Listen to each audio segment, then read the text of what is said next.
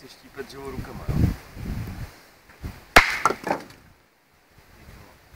Cože? To si děláš prdel, hej. Jak jsi to dokázal? Ty vole. Musíš se na to strašně soustředit. Ty byl takovýhle polínko, jo.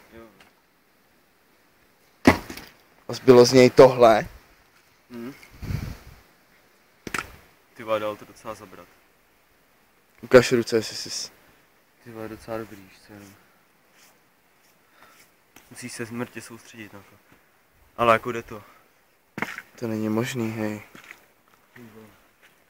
Měl bys mě to naučit.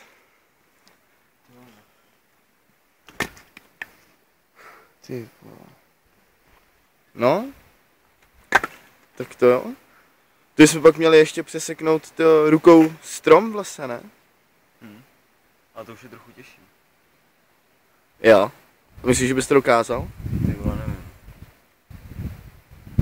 No uvidíme, pokusíme se o to potom, jo? Asi jo. Uvidíme, no.